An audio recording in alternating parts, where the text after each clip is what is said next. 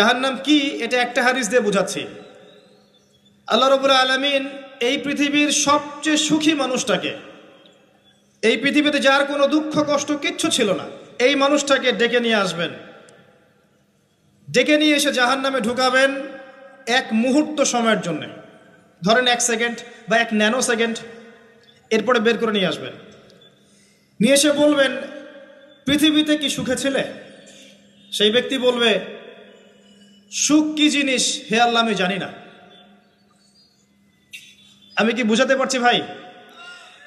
সুখ কি জিনিস আমি জানি না। আর আল্লাহ রাব্বুল আলামিন এই পৃথিবীর সবচাইতে কষ্টে থাকা মানুষটাকে ডেকে নিয়ে আসবেন, এনে জান্নাতে ঢুকাবেন, ঢুকে 1 মুহূর্ত সময় রাখবেন, বের করে নিয়ে আসবেন।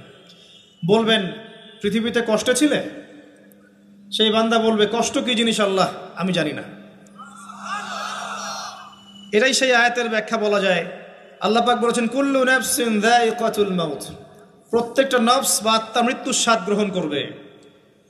ফাইন্নামা তুওয়াফাউনা উজুরাকুম ইয়াওমাল কিয়ামাহ, কিয়ামতের মাঠে তোমাদের পূর্ণ প্রতিদান দেয়া হবে। ওই দিন ফামান যুহজিহা আনিন নার ওয়া উদখিলাল জান্নাহ ফাকাদ ফাজ, সেদিন যাকে আল্লাহ পাক জাহান্নাম থেকে বাঁচাবেন, জান্নাতে প্রবেশ করাবেন, একমাত্র সে ব্যক্তি সফল, আর কেউ সফল নয়। এই আয়াতটা হচ্ছে দ্য ডেফিনেশন অফ সাকসেস, যার পিছনে আমরা ছুটছি। আমরা সাফল্যের পিছনে ছুটি না। সফল হতে হবে, নিজের পায়ে দাঁড়াতে হবে, টাকা পয়সা করতে হবে, বাড়ি গাড়ি করতে হবে, ব্যাংক ব্যালেন্স করতে হবে, জমি জমা করতে হবে, একটা সুন্দরী গার্লফ্রেন্ড চাই, একটা স্ত্রী চাই, তাই না? আমরা সাফল্যের পিছনে ছুটতে চাই, আর আমাদেরকে বস্তুবাদী দর্শন শেখায় এগুলোই সাফল্যের মানদণ্ড। তা আল্লাহ পাক এখানে বলছেন যাকে জাহান্নাম থেকে বাঁচানো হবে আর জান্নাতে প্রবেশ করানো হবে, এই ব্যক্তি ছাড়া কেউ সফল না। পৃথিবীতে আপনি অনেক বড় নেতা হতে পারেন, ইভেন অনেক বড় আলেমও হতে পারেন, অনেক বড় পলিটিশিয়ান হতে পারেন, অনেক বড় প্রশাসনের কর্মকর্তা হতে পারেন, অনেক বড় ইকোনমিক্স হতে পারেন, কলামিস্ট হতে পারেন, বুদ্ধিজীবী হতে পারেন, হাফেজ হতে পারেন, হুএভার ইউ আর, যদি কিয়ামতের মাঠে আপনি জান্নাতে যেতে না পারেন, আপনি সফল না। আর পৃথিবীতে যে মানুষ মুদির দোকান করছে, ভ্যান চালাচ্ছে, রিক্সা চালাচ্ছে, বারবার সেলুনে কাজ করে, কৃষক কৃষি কাজ করে, যাদেরকে মানুষ চেনেও না, ইমান আছে, 5 ওয়াক্ত নামাজ পড়ে, ছেঁড়া কাপড় পরে থাকে, এত মান মর্যাদা নাই, ভাইরাল না, মানুষ চিনে না, গভীর রাত্রে তাহাজ্জুদ পড়ে, দেখবেন এই ব্যক্তি যদি কিয়ামতের মাঠে জান্নাতে চলে যায়, এই ব্যক্তি আমার চেয়ে সফল, কোনো সন্দেহ নাই। তা আমাদের দৃষ্টিভঙ্গি আগে চেঞ্জ করতে হবে। দুনিয়ামুখী দৃষ্টিভঙ্গি ত্যাগ করতে হবে, পরকালমুখী দৃষ্টিভঙ্গি দরকার। নবী সাল্লাল্লাহু আলাইহি ওয়াসাল্লাম সাহাবায়ে কেরামের ভিতরে এই পরিবর্তন নিয়ে এসেছিলেন, তাদেরকে আল্লাহমুখী করেছেন, আল্লাহমুখী। যখন তারা আল্লাহমুখী হয়ে গেছেন, তখন দুনিয়া তাদের কাছে তুচ্ছ হয়ে গেছে। দুনিয়ার কষ্ট সহ্য করে নিয়েছেন, দুনিয়ার ভোগ বিলাস ত্যাগ করে দিয়েছেন, দুনিয়াকে সর্বোচ্চ প্রাধান্য দেননি, হাজত বা প্রয়োজন মনে করেছেন। দুনিয়ার সব কাজ করেছেন শুধু আল্লাহ সন্তুষ্টির জন্য। এবং আমি অনেক লেকচারে এটাও বলেছি যে আপনি দুনিয়ার প্রতিটা কাজ আল্লাহ সন্তুষ্টির জন্যই করেন, কারো কাছে কিছু পাওয়ার আশায় করেন না। যদি কারো কাছে প্রতিদান পাওয়ার আশায় দুনিয়ার কাজগুলো করেন, আপনি কষ্ট পাবেন। কারো কাছে আশা করেন না, আল্লাহর কাছে আশা করেন প্রতিদান, আপনি কষ্ট পাবেন না ইনশাআল্লাহ। কারণ আল্লাহ ছাড়া প্রকৃত অর্থে আমাদের আপন বলে কেউ নাই। শুধুমাত্র আল্লাহই আপনার আপন, বাকিরা আপনার প্রয়োজন। মানুষ মানুষকে ভালোবাসতে পারে না, মানুষ মানুষের অবস্থানকে ভালোবাসে। এটা আপনারা হারে হারে ফিল করবেন যত দিন যাবে, দেখবেন এটা আখিরুজ জামান, এটা আখিরুজ জামান, শেষ জামানা চলছে। এখন ফিতনাগুলো এমনভাবে পড়তে থাকবে যেন একটা মালা ছিঁড়ে দিলে পুঁথিগুলো যেমন টপটপ করে পড়ে যায়, এইভাবে ফিতনাগুলো আসতে থাকবে। ওই হাদিসের দিকে আসেন। নবী সাল্লাল্লাহু আলাইহি ওয়াসাল্লাম বলছেন আদম আলাইহিস সালামকে ডেকে আনা হবে, বলা হবে তোমার সন্তানদের মধ্য থেকে জাহান্নামীদেরকে আলাদা করে দাও। আল্লাহ পাক বলবেন প্রতি 1999 জনকে আলাদা করে দাও, একজন জান্নাতে যাচ্ছে প্রতি 1000-এ। কিন্তু listen to me very carefully, কিন্তু আল্লাহ পাক সূরা নিসা একটা কথা বলেছেন, ইন্নাল্লাহা লা ইয়াগফিরু আন ইউশরাকা বিহি ওয়া ইয়াগফিরু মা দুনা যালিকা লিমান ইয়াশা। আল্লাহ রাব্বুল আলামিন 1 থেকে 9 পর্যন্ত আয়াত দ্বারা বোঝাচ্ছেন, আল্লাহ পাক বলেছেন, ইন্নাল্লাহা লা ইয়াগফিরু আন ইউশরাকা বিহি ওয়া ইয়াগফিরু মা দুনা যালিকা লিমান ইয়াশা। আল্লাহ রাব্বুল আলামিন তার সাথে শিরকের গুনাহ ছাড়া অন্য যে কোনো গুনাহ যাকে ইচ্ছা মাফ করতে পারেন। যে কোনো গুনাহ, যে কোনো গুনাহ আল্লাহ পাক মাফ করতে পারেন শিরকের গুনাহ ছাড়া। আরেকটা গুনাহ আল্লাহ পাক ক্ষমা করবেন না, সেটা হচ্ছে বান্দার হক। বান্দার হক বান্দার সাথে সম্পৃক্ত, কারো টাকা চুরি করেছেন, কারো জমি আত্মসাৎ করেছেন, কাউকে গালি দিয়েছেন, কারো প্রতি জুলুম করেছেন, কাউকে অন্যায়ভাবে মেরেছেন, ছিনতাই করেছেন, ইত্যাদি ইত্যাদি, যেটা অন্যের হকের সাথে সম্পৃক্ত। ধর্ষণ করেছেন, মানুষের সম্মানহানি করেছেন, কাউকে নিষ্পাপ কাউকে বিতর্কিত করেছেন ইত্যাদি। এই যে মানুষের সাথে জড়িত হক, এটা আল্লাহর কাছে মাফ নেওয়া যাবে না। কাবা ঘরের গেলাফ ধরে কানলেও কোনো লাভ নাই। ওই বান্দার কাছে গিয়ে ক্ষমা নিতে হবে। ভাই আমি আপনাকে গালি দিয়েছি, মাফ করে দেন। ভাই আমি তোমার টাকা চুরি করেছিলাম, এই নাও ফেরত নাও। বোন তোমার সম্পত্তি আমি দেই নাই, নিয়ে নাও। প্রতিবেশী তোমার জমি আমি নিয়েছি, নিয়ে নাও।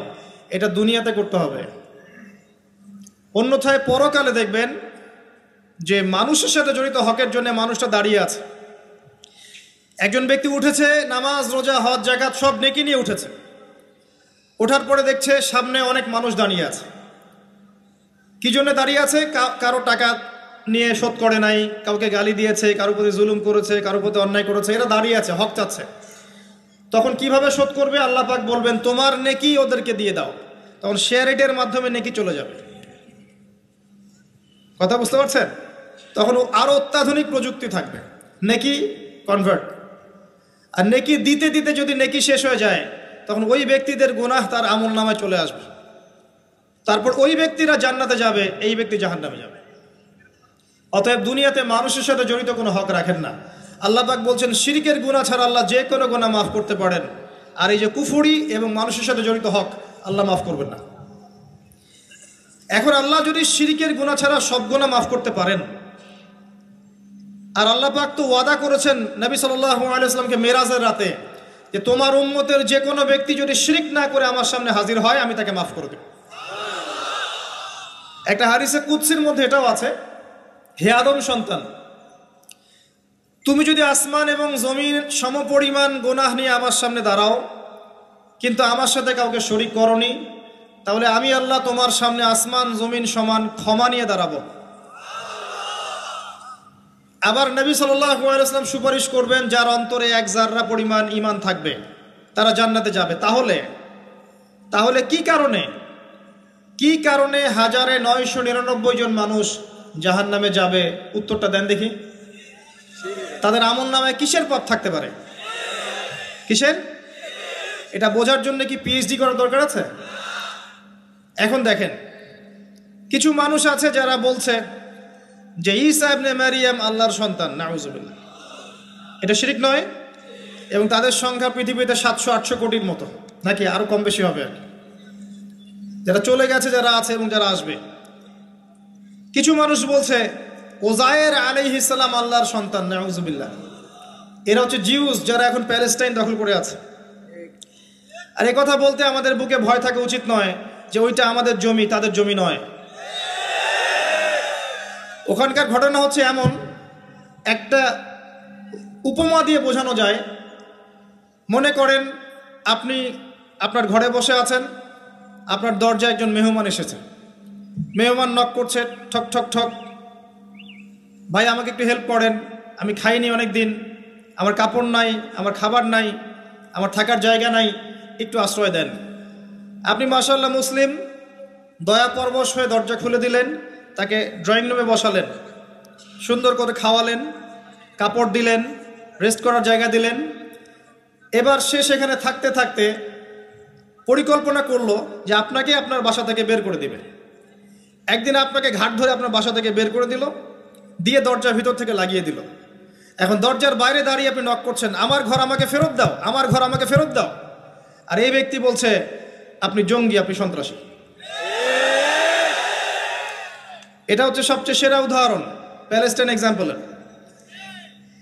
তো এরা বলছে ওজায়ের আলাইহিস সালাম আল্লাহর সন্তান। একটা কথা আমি বলি, হতাশ হবেন না। ফেরাউন তার দলবল নিয়ে যখন লোহিত সাগরে ধাওয়া করছিল মুসা আলাইহিস সালামকে, আল্লাহ পাক কি করেছেন? আল্লাহ পাক সব সৈন্যকে আগে লোহিত সাগরে এনেছেন। আনার পরে মুসা আলাইহিস সালামকে পার করে দিয়েছেন। তারা যখন মাঝখানে এসেছে তখন আল্লাহ পাক ডুবিয়ে দিয়েছেন। ঠিক আছে, আল্লাহ পাক ঠিক একই কাজটা করবেন ইনশাআল্লাহ এই জেরুজালেমে ইনশাআল্লাহ তাআলা। সবাইকে এনেছেন আল্লাহ পাক পৃথিবীর বিভিন্ন জায়গা থেকে। একটা নির্দিষ্ট সময় পর্যন্ত ওরা বিশ্বকে রুল করবে সামনে, একটা নির্দিষ্ট সময় পর্যন্ত এরা বিশ্বকে শাসন করবে সামনে অচিরেই। কিন্তু এরপরে আল্লাহ রাব্বুল আলামিন ঈসা ইবনে মারইয়ামকে নামাবেন এবং তার হাতে তাদের নেতা মসিহুদ দাজ্জাল নিহত হবে ইনশাআল্লাহ তাআলা। এবং পুরো কমিউনিটি একসাথে কলাপস করে যাবে, পৃথিবী থেকে এদের নাম অস্তিত্ব মুছে যাবে ইনশাআল্লাহ তাআলা। আল্লাহ পাক ওই লোহিত সাগরের সুন্নাহ এখানে অ্যাপ্লাই করবেন ইনশাআল্লাহ। আল্লাহ পাক এই কারণে একত্রিত করেছেন, এটা আল্লাহ পাকের স্টাইল সুন্নাহ। আসেন, এরা বলছে উযাইর আলাইহিস সালাম আল্লাহর সন্তান। আবার দেখেন কিছু মানুষ বলছে আল্লাহকে পাওয়ার জন্য স্ট্যাচু ওয়ার্শিপ করা যায়, এরা হচ্ছে আল্লাহকে পাওয়ার মাধ্যম। কিছু মানুষ বলছে কবরে সেজদা করা যায়, কবরে শায়িত ব্যক্তি আল্লাহর কাছে সুপারিশ করবে।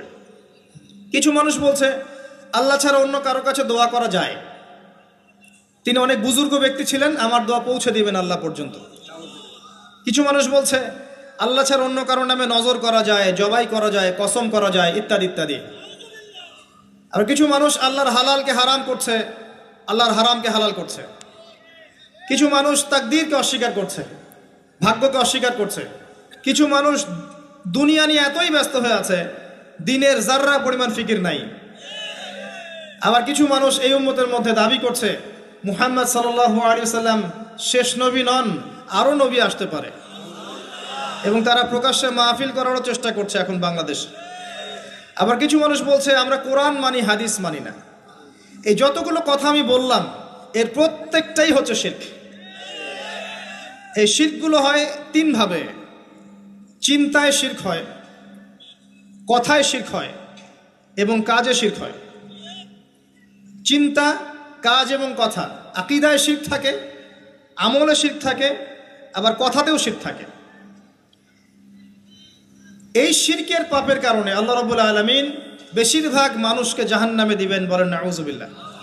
কিন্তু কারো আমল নামায় যদি শিরকের পাপ না থাকে, শিরক থেকে তওবা করে যে কোনো পাপ নিয়ে সে কবরে যায়, 99% সম্ভাবনা আছে এই মানুষকে আল্লাহ পাক মাফ করে দিবেন। তাহলে আমরা আজকে এতটুকু শিখলাম, প্রথমে সবচেয়ে বেশি কেয়ারফুল থাকতে হবে শিরকের ব্যাপারে, সবচেয়ে বেশি কেয়ারফুল থাকতে হবে শিরকের ব্যাপারে এবং বেদাআতের ব্যাপারে। এটা কি জিনিস? বেদাত হচ্ছে এমন জিনিস, মানে আমিলা আমালান লাইসা আলাইহি আমরুনা ফাহুয়া রাদ। নবী সাল্লাল্লাহু আলাইহি ওয়াসাল্লাম বলেছেন, কেউ যদি এমন কোনো কাজ করে ইসলামের মধ্যে যেই কাজের পিছনে আমার কোনো দলিল নাই, প্রমাণ নাই, আমার পক্ষ থেকে কোনো আদেশ নাই বা নিষেধ নাই, কোনো হুজ্জত নাই, এটাই বেদাত, প্রত্যাখ্যাত। মানে আপনার প্রতিটা কাজ হতে হবে শুধুমাত্র নবী সাল্লাল্লাহু আলাইহি ওয়াসাল্লামের সুন্নাহ মতো। এই জায়গায় নতুন কোনো পদ্ধতি চালু করলে আপনি বেদাতি হয়ে যাবেন। বেদাতির পরিণতি কি? তার সমস্ত আমলগুলোকে আল্লাহ পাক ধুলো বানিয়ে দিবেন। দলিল সূরা ফুরকান, সবকিছু বলার সময় পাচ্ছি না মাহফিলে। আরো কি? আরো আছে। বুখারী হাদিসে এসেছে নবী সাল্লাল্লাহু আলাইহি ওয়াসাল্লাম হাউজে কাউসারের সামনে দাঁড়িয়ে থাকবেন এবং এই কাউসারের পানি যে একবার পান করবে কিয়ামতের মাঠে, সে আর কখনো পিপাসার্ত হবে না। নবী সাল্লাল্লাহু আলাইহি ওয়াসাল্লাম পানি পান করাবেন উম্মতকে, হঠাৎ পর্দা পড়ে যাবে। আল্লাহ নবী বলবেন ইন্নাহুম মিন্নি, এরা তো আমার উম্মত। পর্দা পড়ে গেল কেন? তাকে জানানো হবে ইন্নাকা লা তাদরি মা আহদাসা বা'দাক, হে নবী আপনি জানেন না আপনার মৃত্যুর পর এরা আপনার শরীয়তের মধ্যে কত বেদাত চালু করেছিল। তো বেদাতীদের সম্পর্কে নবী সাল্লাল্লাহু আলাইহি ওয়াসাল্লাম বলবেন সুহকান সুহকান লিমান গায়্যারা বা'দি, দূর হও যারা আমার দ্বীনের মধ্যে সংযোজন করেছো, দূর হয়ে যাও। নবীজি অভিশাপ দিবেন, নাউযুবিল্লাহ। আরেকটা মারাত্মক বিষয় হচ্ছে বেদাত করতে থাকলে মানুষ তওবা করে না। একজন চোর তওবা করতে পারে, সে জানে এটা খারাপ কাজ। একজন জেনাকারী তওবা করতে পারে, সে জানে এটা খারাপ। একজন পতিতালয়ের মেয়ে তওবা করতে পারে, সে জানে এটা খারাপ। আরেকটা মেজর জিনিস থেকে আমাদেরকে বেঁচে থাকতে হবে, সেটা হলো হারাম রিজিক। আজকে আমাদের রিজিকের যে সিস্টেমটা আছে এর মধ্যে বেশিরভাগ পরিবারে হারাম রিজিক ঢুকে গেছে, বলেন নাউজুবিল্লাহ। কেউ সরাসরি হারাম, কেউ ঘুরিয়ে ফিরিয়ে হারাম। সবচেয়ে বড় মারাত্মক যে হারামটা ঢুকেছে তার নাম হচ্ছে রিবা বা সুদ। ম্যাক্সিমাম আমরা সুদখোর। আমার কিসের দাড়ি টুপি এগুলো দেখার প্রয়োজন নাই, আমি নিজেও সুদখোর। কিভাবে? প্রত্যক্ষভাবে না হলে পরোক্ষভাবে। মনে করেন আমি একটা ফ্ল্যাটে ভাড়া থাকি, ফ্ল্যাটের মালিক আমার ভাড়ার টাকা দিয়ে তার ব্যাংকের লোন শোধ করে, পরোক্ষভাবে আমি সুদের সাথে সম্পৃক্ত আছি। আপনি বাঁচতে পারবেন না। এই জামানা সম্পর্কে নবী সাল্লাল্লাহু আলাইহি ওয়াসাল্লাম বলেছেন, এমন একটা জামানা আসবে যেই জামানায় মানুষ সুদ থেকে বেঁচে থাকতে পারবে না। যে বেঁচে থাকার চেষ্টা করবে তার গায়েও সুদের ছিটা ফোঁটা গিয়ে লাগবে, কোনো সন্দেহ নেই, এটা সেই জামানা। টপ টু বটম সব জায়গায় সুদ। আর জানি না এই আয়াতগুলো কোরআনে আছে কি না আদৌ, বা এগুলো মানুষকে শোনানো হয় কি না আদৌ। তা আমি আমার জায়গা থেকে চেষ্টা করছি। আল্লাহ বা কোরআনে বলেছেন। কে বলেছেন? আল্লাহ বলেছেন। আমি অনুবাদ করছি, আমি জাস্ট অনুবাদক। সূরা বাকারা 279 থেকে পড়া শুরু করেন। আল্লাহ পাক বলছেন, ইয়া আইয়ুহাল্লাযীনা আমানু, হে মুমিনগণ, তুমি যদি মুমিন হয়ে থাকো, হে মুমিনগণ, ইত্তাকুল্লাহ, তোমরা আল্লাহকে ভয় করো। ইত্তাকুল্লাহ, তোমরা আল্লাহকে ভয় করো। ইত্তাকুল্লাহ, তোমরা আল্লাহকে ভয় করো। ওয়াযারু মা বাকিয়া মিনার রিবা, সুদের অবশিষ্ট অংশগুলো ছেড়ে দাও। ইন কুনতুম মুমিনিন, যদি প্রকৃত অর্থে মুমিন হয়ে থাকো। ওয়া ইন লাম তাফআলু, আমি আল্লাহ বলছি তোমরা যদি এটা না করো, ফাযরু বিহারবিন মিনাল্লাহি ওয়া রাসূলিহি, তাহলে আল্লাহ এবং তার রাসূলের সাথে যুদ্ধের ঘোষণা শুনে রাখো। Go ahead. এখন রাস্তা আপনার। আমি অনুবাদ করে শুনিয়ে দিয়েছি, আপনার কান পর্যন্ত পৌঁছে গেছে। এখন decision is yours, path is yours, choose your path. রাস্তা আপনার, আপনি ফিক্স করেন কি করবেন। যদি আপনি সুদ খান 1 নাম্বার, অথবা দেন 2 নাম্বার, 3 আপনি সাক্ষী থাকেন, 4 লিখে রাখেন, আপনি সমান পাপী। এই 4 শ্রেণী মানুষকে নবী সাল্লাল্লাহু আলাইহি ওয়াসাল্লাম অভিশাপ দিয়েছেন, লাআনত করেছেন। আর নবী সাল্লাল্লাহু আলাইহি ওয়াসাল্লাম অভিশাপ নিয়ে যদি আমরা কবরে যাই, তাহলে মান নবিয়ুক উত্তর দিতে পারবো, এটা বিশ্বাস করা বোকামি। তার অভিশাপ নিয়ে যদি আমরা হাসরের মাঠে উঠি, হাউজে কাউসারের পানি পাবো, প্রত্যাশা করাটা বোকামি হবে। তার অভিশাপ নিয়ে যদি আমরা হাসরের মাঠে উঠি, তাহলে তিনি আমাদের জন্য সুপারিশ করবেন, এটা ভাবা বোকামি হবে। মেরাজের রাতে আল্লাহ রাসূল দেখে এসেছেন, এক শ্রেণীর মানুষকে রক্তের নদীতে ফেলে মাথা ফাটিয়ে দেয়া হচ্ছে। নবী জিজ্ঞাসা করলেন সাল্লাল্লাহু আলাইহি ওয়াসাল্লাম, এরা কারা হে জিবরাইল? জিবরাইল আলাইহিস সালাম বললেন, এরা আপনার উম্মতের সেই সব ব্যক্তি যারা ছিল সুদখোর, যারা সুদের মধ্য দিয়ে মানুষের রক্ত চুষে খেয়েছে। আজকে রক্তের নদীতে এদেরকে ফেলে মাথা ফাটিয়ে দেয়া হচ্ছে। কি করবেন আপনি ফিক্স করেন। ইসলাম তরবারির জোরে ছড়ায় নাই। আমি আপনার গর্দানে তরোয়াল ধরে বলবো না যে সুদ ছেড়ে দেন, বলবো? কেউ বলবে না। ইসলাম এভাবে ছড়ায় নাই। ইসলাম সৌন্দর্য দিয়ে ছড়িয়েছে, সুন্দর উপদেশ দিয়ে ছড়িয়েছে। উদউ ইলা সাবিলি রাব্বিকা বিল হিকমা ওয়াল মাউইযাতিল হাসানাহ ওয়াজাদিলহুম বিল্লাতি হিয়া আহসান, এভাবে ইসলাম ছড়িয়েছে। ফাযাক্কির ইন নাফাআতিয যিকরা সায়াযাক্কারু মান ইয়াখশা, হে নবী আপনি উপদেশ দিন, যদি উপদেশ কাজে লাগে শীঘ্রই যারা আল্লাহকে ভয় করে তারা আপনার উপদেশ গ্রহণ করবে ইনশাআল্লাহ। ওয়া ইয়াতাজান্নাবুহাল আশকা, যারা পাপাচারী ফাসিক তারা উপদেশ গ্রহণ করবে না। ফাযাক্কির ইন্নামা আনতা মুযাক্কির, আপনি উপদেশ দিন, আপনি শুধু উপদেশদাতা। লাস্তা আলাইহিম বিমুসাইতির, আপনি কারো উপর দারোগা নন। এটা একজন দায়ীর কাজ, একজন আলেমের কাজ, এর বেশি কিছু না। আমাদের ম্যাক্সিমাম রিজিকের মধ্যে সুদ ঢুকে গেছে। হয় আমরা খাচ্ছি, না হলে দিচ্ছি, না হলে সাক্ষী থাকছি, না হলে লিখে রাখছি। আরেকটা কথা বলি, এই হাদিসটাও শুনে রাখেন। নবী করিম সাল্লাল্লাহু আলাইহি ওয়াসাল্লাম কার নবী? আপনার তো, আপনারই তো নবী। তিনি বলেছেন সুদের পাপের 73টা শাখা আছে। কতটা? যার সর্বনিম্ন শাখা হচ্ছে নিজের মায়ের সাথে জেনা করা। এখানে যদি একটা বিল্ডিং থাকে যে বিল্ডিংয়ের মধ্যে মনে করেন কথার কথা না আউযুবিল্লাহ অনেক প্রস্টিটিউট মহিলা আছে, কথা বুঝতে পারছেন? এখানে আছে অনেক প্রস্টিটিউট মহিলা যারা এখনকার ভাষায় সেক্স ওয়ার্কার্স, কারণ তারা যৌনকর্মী বলতে চায়, পতিতা শব্দ ইউজ করতে চায় না, তারা এটাকে একটা স্বীকৃতি দিতে চেষ্টা করছে আর কি। সেক্স ওয়ার্কার্স এটা একটা কাজ, নাউযুবিল্লাহ। এই কারণেই সমাজে বেশি বেশি মহামারী ছড়াবে, এই কারণেই সমাজে এমন কিছু পাপ ছড়াবে, এমন কিছু রোগ ছড়াবে যে এই রোগগুলো কখনো ছিল না ইতিহাসে। এই কারণেই হাদিসে এসেছে শেষ জামানায় যখন অশ্লীলতা বেড়ে যাবে, বেহায়াপনা বেড়ে যাবে, নগ্নতা বেড়ে যাবে, তখন সমাজে বেশি বেশি এমন রোগ ছড়াবে যে এই রোগগুলো আগে কখনো ছিল না। মনে করেন এখানে এমন একটা বিল্ডিং আছে, সেখানে কিছু সেক্স ওয়ার্কার্স আছে, এখানে কেউ ম্যানেজার, কেউ কাজ করে, কেউ মনে করেন দারোয়ান, কেউ মনে করেন ডিলার এগিয়ে দিচ্ছে, কেউ মনে করেন যে ঘরে ঢুকিয়ে দিচ্ছে, ইত্যাদি ইত্যাদি। এক একজন এক এক সেকশনে কাজ করছে, আর একটা কর্পোরেট সেকশনের মতো। এখন আপনি কি তাদের কারো বাসায় দাওয়াত খেতে চাইবেন? আপনি কি তাদের কারো উপার্জন খেতে চাইবেন? যদি এমন হয় এখানে সব সেক্স ওয়ার্কার্স নয়, সবাই আমাদের মা, নাউযুবিল্লাহ। শব্দটা প্রয়োগ করলাম আঘাত করার জন্য, কারণ নবীজি বলেছেন মায়ের কথা। মনে করেন এরা সবাই আমাদের মা, নাউযুবিল্লাহ। এখন কি আপনি এটাকে পছন্দ করবেন? এখানে যদি কেউ কাজ করে তার রিজিক খেতে চাইবেন? রিবার মধ্য দিয়ে আমরা এগুলো করছি, কোনো ফিকির নাই, যায় আসে না কাজ কারো কিছু, দিব্যি খাচ্ছে। যখন দেখবেন পাপ করতে করতে করতে করতে আমার মনের মধ্যে কোনো রিয়াকশন হচ্ছে না, তখন বুঝে নেবেন কলব মরে গেছে, ডিস্ট্রয়েড, ডেড হার্ট। হ্যাঁ, একজন মুমিনের পরিচয় হচ্ছে ছোট ছোট পাপ তার কাছে পাহাড়ের মতো মনে হবে, আর একজন ফাসিকের পরিচয় হচ্ছে বড় বড় পাপ তার কাছে মাছির মতো মনে হয়, তাড়ালেই চলে যাবে। আরো আছে, সহিহ বুখারীর একটা হাদিসে নবীজি বলেছেন, যে ব্যক্তি 1 দিরহাম সুদ খায় সে যেন 36 বার জেনা করেছে।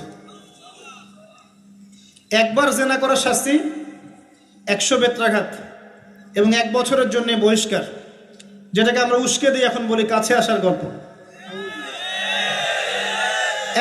একবার সূরা নূর পড়েন, সূরা নূরের প্রথম আয়াতগুলো পড়েন। যদি কেউ জেনা করে একবার 100 বেত্রাঘাত এবং 1 বছরের জন্য বহিষ্কার। আর যদি কোনো বিবাহিত ব্যক্তি করে তার শাস্তি হচ্ছে রজম, পাথর নিক্ষেপ করে হত্যা করা। আর 1 দিরহাম সুদ খেলে আপনি 36টা মেয়েকে রেপ করছেন।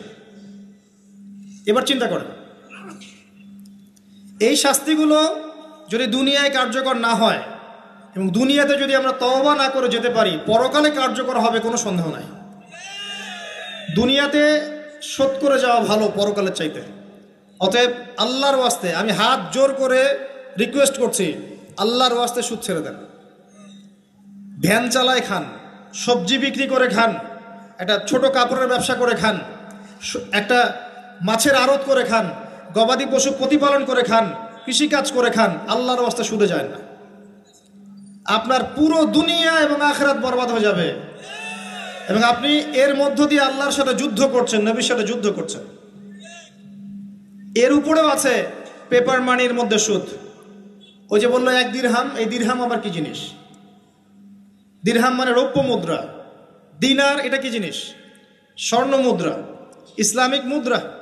সেই যে চলে গেছে ব্রিটিশরা আসার আগে, এখন আর দেখা যায় না। একটা গোল্ড কয়েন যার মূল্যটাকে ইকোনমিক্সের ভাষায় বলে ইন্ট্রিনসিক ভ্যালু। এই ভ্যালুটা এই স্বর্ণ মুদ্রার ভিতরেই থাকে। একটা পেপার মানির ভ্যালু, ইন্ট্রিনসিক ভ্যালু এর ভিতরে থাকে না, এর বাইরে থাকে, যেটাকে আপনি নিয়ন্ত্রণ করতে পারবেন, কমাতে পারবেন, বাড়াতে পারবেন। আর এর সাথে যখন পেট্রোডলার অ্যাড হয়েছে তখন তো মাশাআল্লাহ জুলুম আরও উপরে উঠে গেছে। আর যারা পেট্রোডলার সিস্টেম চালু করেছে, এইসব ভোগবিলাসী আরবদেরকে আমরা বলি এরা হচ্ছে আমিরুল মুমিনিন, নাউযুবিল্লাহ, সুবহানাল্লাহ।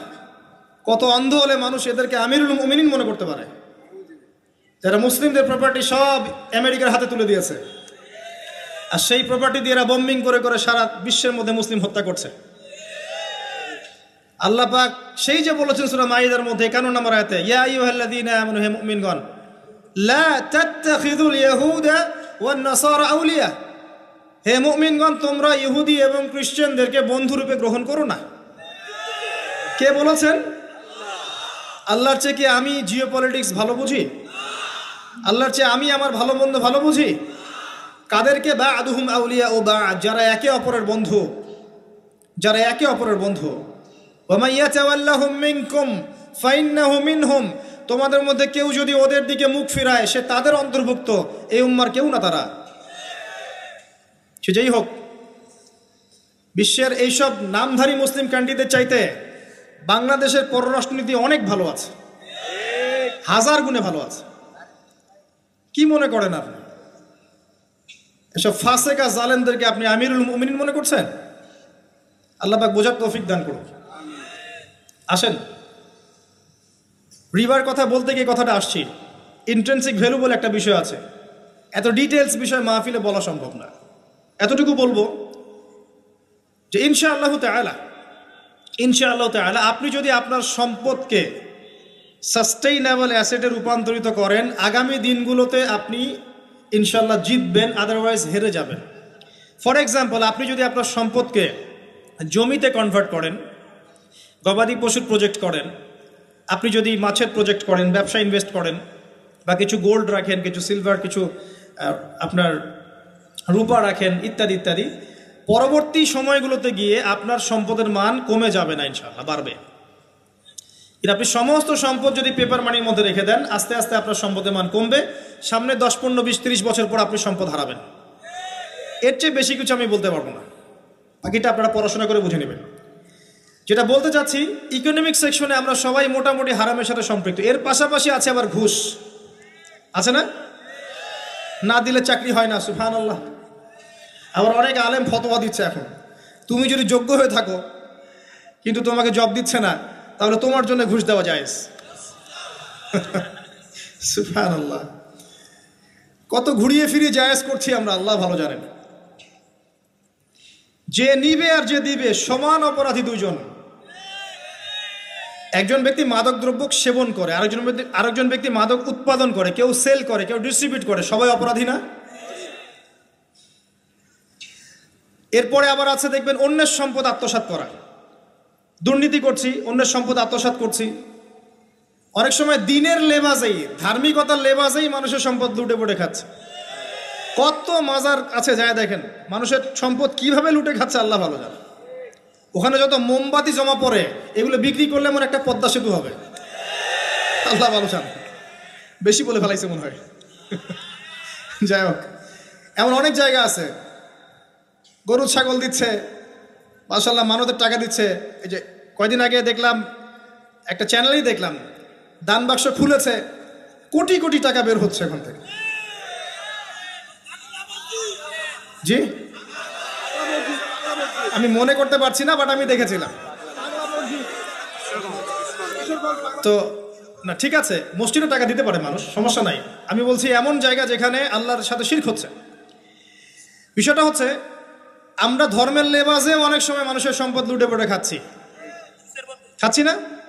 অনেক মুসলিম আছে যারা বোনের সম্পত্তির অধিকার দেয় নাই, আল্লাহর রাস্তায় সময় দিয়ে আসে, চিল্লা দিয়ে আসে, বলছে যে আমার বোন তো আমাকে সম্পত্তি দান করে দিয়েছে, মাশাআল্লাহ। তার মানে কেমনে দান করছে ভাই? তো বলে আমি ওকে বলছি তুই যদি আমাকে দিস তো সওয়াব হবে। তো দিয়ে দিছে, মাশাআল্লাহ। তা বললাম যে আপনি মরার আগে ওটা তাকে সওয়াবের আশায় দিয়ে দিয়েন, এই অবস্থায় মরেন না। আমরা অনেক সময় ধর্মের লেবাজেও মানুষের সম্পদ আত্মসাৎ করি, কোনো সন্দেহ নাই। আল্লাহ পাক আমাদেরকেও হেফাজত করুন, আমিন। এক কথায় বলতে চাই প্রিয় ভাইয়েরা, পরিবারের মধ্যে হারাম রিজিককে ঢুকতে দিয়েন না। হারাম রিজিক ঢুকলে পরে আপনার ইবাদত কবুল হবে না। আপনি ছোটখাটো কিছু করেন, হালাল রিজিক খান, অল্পতে আল্লাহ পাক সন্তুষ্ট হয়ে যাবেন ইনশাআল্লাহ তাআলা। আল্লাহ পাক তো বেশি কিছু চান না আমাদের কাছে। আল্লাহ পাক কি চান? আমরা তাকে ভালোবাসি, আমরা তার জন্য আমাদের ইবাদতগুলো ঢেলে দেই, তার সাথে শিরক না করি, তার নবীর সুন্নাহ মতো চলি, একটু হালাল খাই, একটু পর্দা করি, বাচ্চা কাচ্চাদেরকে ইসলামী আদর্শে বড় করি, পরিবারের আদর্শটা একটু ঠিক করি। এত বেশি কিছু কি আল্লাহ পাক চান আমাদের কাছে? আল্লাহ পাক কি আমাদের কলার ধরে জিজ্ঞাসা করবেন দুনিয়াতে ইসলামী খেলাফত কায়েম করে আসো নাই কেন? বলবেন না, এটা বলবেন না আল্লাহ পাক আমাদেরকে। কিন্তু যাকে আল্লাহ পাক ওই ক্ষমতা দিয়েছেন তাকে বলবেন, তোমাকে ক্ষমতা দিয়েছিলাম, তুমি কেন করো নাই? কথা বুঝতে পারছেন? সবার জন্য সব কিছু না, আমরা সাধারণ মানুষ। সাধারণ মানুষের জন্য সাধারণ কাজগুলো যথেষ্ট। একটু পড়াশোনা করেন, আল্লাহ পাক তৌফিক দান করুক, একটু আমল করেন, একটু পর্দা করেন, একটু হালাল খান, তাওহীদে থাকেন, সুন্নতে থাকেন, নবীর মতো লাইফ কাটান, 5 ওয়াক্ত নামাজ পড়েন, সামর্থ্য হলে যাকাত দেন, রমজান মাসে রোজা রাখেন, সামর্থ্য হলে হজ করেন, ইনশাল্লাহ আপনি জান্নাতি। একটা হাদিস আমি পড়েছি ফয়জুল কালাম বইয়ের মধ্যে, মাদ্রাসায় পড়ানো হয়, ক্লাসিক্যাল একটা বই, সবাই কিনতে পারেন। ফয়জুল কালাম অত্যন্ত চমৎকার হাদিসের একটা বই। এর মধ্যে একটা হাদিস আছে যেটা পড়ে শান্তি লাগে, মনে হয় যে না আশা আছে পরকালে বাঁচার। সেটা হচ্ছে নবী সাল্লাল্লাহু আলাইহি ওয়াসাল্লাম সাহাবীদেরকে বলছেন যে তোমরা সাহাবীরা এমন একটা যুগে বাস করছো যেই যুগে ইসলামের 10% কেউ যদি ছেড়ে দেয় সে ধ্বংস হয়ে যাবে। কথা বুঝতে পারছেন? সাহাবীদেরকে নবীজি বলছেন তোমরা এমন একটা যুগে বাস করছো যেই যুগে যদি ইসলামের 10% 1/10 কেউ ছেড়ে দেয় সে ধ্বংস হয়ে যাবে। কিন্তু তোমাদের পরে এমন একটা যুগ আসবে যেই যুগে মানুষরা যদি ইসলামের 10% ধরে রাখতে পারে সফল হয়ে যাবে। এটা সেই যুগ না? আপনার এই যুগে প্রতিটা সেক্টরেই ফিতনা। আপনার ধর্মে দেখবেন তাওহীদের মধ্যে শিরক, সুন্নতের মধ্যে বেদাত, আলেমদের মধ্যে বিভক্তি, কাদা ছোড়াছড়ি, গালাগালি, হিংসা বিদ্বেষ, পরশ্রী কাতরতা, কত কি দেখতে পাচ্ছেন। আপনি ধর্মের মধ্যে শিরক দেখছেন, বেদাত দেখছেন, অর্থনীতিতে হারাম দেখছেন, পরিবারের মধ্যে বস্তুবাদিতা দেখছেন, কি দেখছেন না? সমাজের মধ্যে জেনা দেখছেন, পর্নোগ্রাফি দেখছেন, ফ্রি মিক্সিং দেখছেন, ফ্যামিনিস্ট রেভলিউশন দেখছেন, নগ্নতা দেখছেন, কি দেখছেন না? অর্থনৈতিক জীবনে আপনি এগুলো দেখছেন, বৈশ্বিক জীবনে আপনি মারামারি, কাটাকাটি, রাহাজানি দেখছেন, হত্যা, রক্তপাত দেখছেন। কোন যুগে বসে আছেন আপনি? এই যুগে আপনি 10% আমল করেন, জান্নাতি হয়ে যাবেন ইনশাআল্লাহ।